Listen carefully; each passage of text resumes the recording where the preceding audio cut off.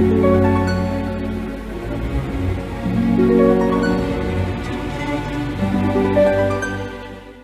Leo, saya dengan Madam Aza. Kita bacakan sekarang kartu tarotnya. Yang sekarang kita bacakan adalah tentang percintaan Leo di tahun 2022. Kartu pertama adalah bagaimana gambaran untuk percintaan Leo di tahun ini secara umum. Kartu yang keluar adalah The Tower. Ketika kartu The Tower keluar, ini menunjukkan menara tinggi yang disambar petir. Kartu ini menunjukkan dalam hal percintaan kemungkinan akan mendapatkan pelajaran besar tentang diri kita sendiri gitu ya. Karena menara tinggi disambar petir itu biasanya menunjukkan kita mengalami hal-hal yang tidak sesuai dengan harapan kita, yang tujuannya adalah mengajari kita agar ego kita tidak terlalu tinggi. Saat kita membangun menara tinggi yang terlalu tinggi gitu ya, kita nggak bisa ngelihat orang lain apa adanya, kita nggak bisa lihat masalah apa adanya gitu. Kita pun ibaratnya membuat jarak dengan orang-orang di luar, termasuk pasangan ataupun calon pasangan gitu ya.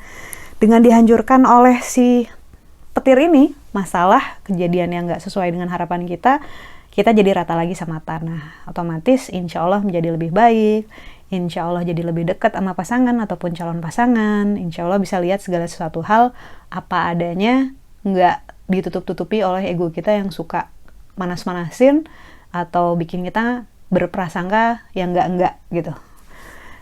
So, lalu kartu yang kedua yang kita bukakan adalah yang sebaiknya diwaspadai oleh Leo yang berhubungan dengan percintaan di tahun 2022.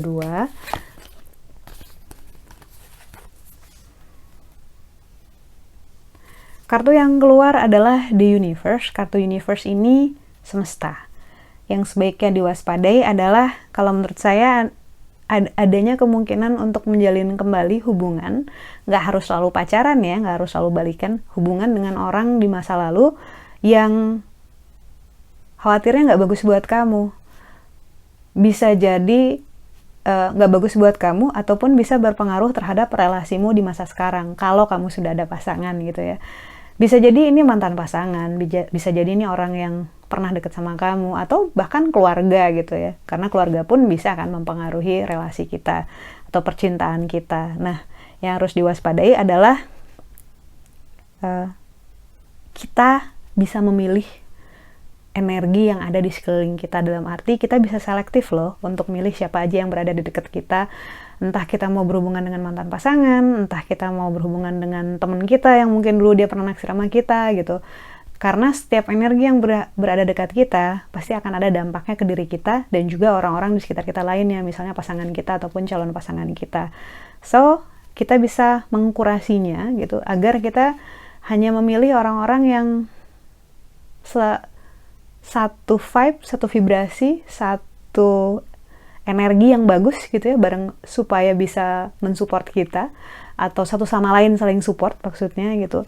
Intinya jangan tergoda untuk hal-hal yang enggak. Kalau misalnya emang kamu pengennya yang iya. Maksudnya dalam hal percintaan, kalau pengen hal yang bagus, maka pastikan benih-benih yang kita tanam juga yang bagus. Lalu yang terakhir adalah yang sebaiknya dilakukan oleh Leo dalam hal percintaannya di tahun ini. Kartu yang keluar adalah kartu Wheel of Fortune. Kartu Wheel of Fortune ini intinya adalah tentang perubahan ya.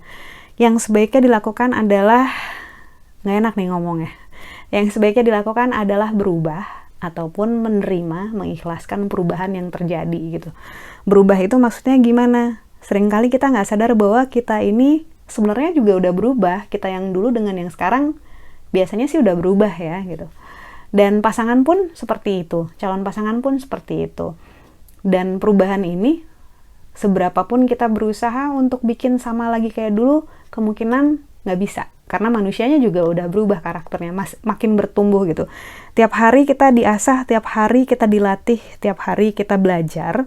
Masa iya kita nggak ada perkembangan, masa iya kita nggak ada perubahan? Hopefully perubahannya ke arah yang lebih bagus. Pasangan pun seperti itu. Jadi semakin cepat kita sadar bahwa situasi berubah, bahwa kita pun sebaiknya berubah gitu. Kita nerima bahwa sekarang kita berada di tempat yang berbeda, situasi yang berbeda, kita pun bisa melakukan hal-hal yang lebih relevan dengan situasi sekarang. Misalnya nih, dulu sama pasangan, ibaratnya jarang ngobrol pun gitu, kita bisa kayak semacam telepati, dia udah tahu yang aku pengen, dan kita tetap bisa manis-manis aja gitu. Tapi seiring dengan waktu mungkin sama-sama sibuk, sama-sama stres, sama-sama banyak pikiran gitu. Terus dengan pikiran seharusnya dia lebih perhatian sama saya gitu. Sementara pasangannya pun ngerasa seperti itu. Wah, saya kan lagi susah, saya butuh support. Seharusnya dia juga ngasih waktu ke saya gitu. Kok kayaknya saya terus yang berusaha. Nah, hal-hal seperti itu kita harus sadar bahwa pasangan pun nggak bisa always in a good mood gitu. Dia nggak bisa moodnya bagus terus. Sama seperti kita juga nggak bisa seperti itu. Meningkatkan kualitas komunikasi, meningkatkan upaya gitu, ada effortnya gitu. Itu akan jauh lebih bagus dibanding kita diem-diem aja dan berharap bahwa ada keajaiban untuk hal-hal baik terjadi gitu. Nggak bisa, harus kita yang berubah. Harus polanya yang kita ubah gitu, sistemnya yang kita ubah. Kalau kita nggak gerak, ya gitu-gitu aja terus gitu. Sekian bacaannya, semoga bermanfaat. Kita doakan yang terbaik saja untukmu. Semoga semakin bahagia dalam hal percintaan. Awet kalau sudah punya pasangan yang baik gitu ya. Dan kalau belum dapat pasangan, semoga bisa mendapatkan jodoh yang paling baik untukmu. Terima kasih, bantu saya dengan cara di klik like-nya, subscribe, share, dan juga komen.